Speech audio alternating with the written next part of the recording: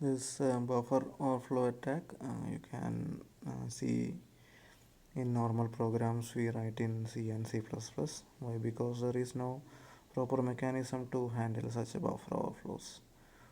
As we know, this buffer is a storage mechanism. Even when we watch videos, even in YouTube, you can see if your internet connection is slow, it will take some time to load the next part of the video. That means they are doing a buffering action. The next part of the video from server is getting downloaded into the buffer in your system before getting it played. So similar to that, when we store some data in a buffer without looking into the actual size of the buffer, this kind of buffer overflow situation may happen. For example, if you have an array, an integer array of size 10, and if you are trying to enter 11 numbers, minimum 11 numbers into this buffer, this overflow situation happens. Why? Because this array is designed to hold only 10 elements starting from index 0 to index 9.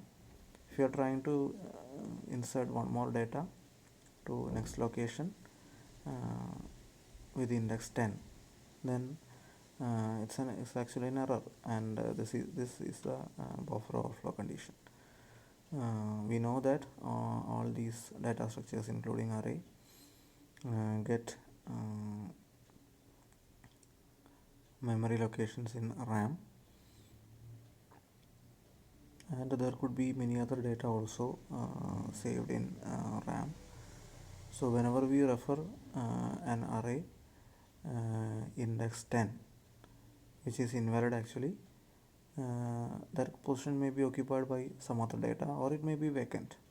If it is vacant, it is not a much problem, but if it is already that position is already filled by some other data, then entering our 11th number will result in an error. That means previously saved value will be overwritten by the new number.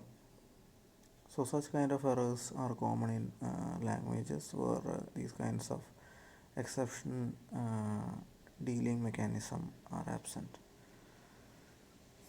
So when doing a program, we must take maximum care in not getting our arrays or such data structures overflowed.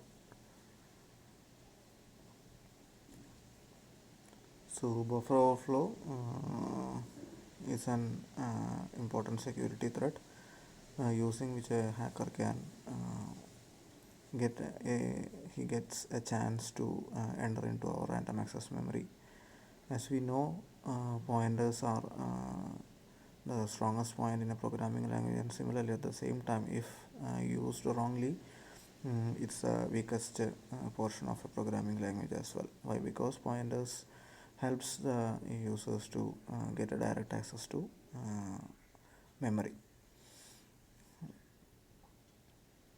So such kind of situations must be avoided at the maximum. So both the C and CPP lack built-in protection against overwriting data in memory. So applications written in these languages are vulnerable to overflow attacks.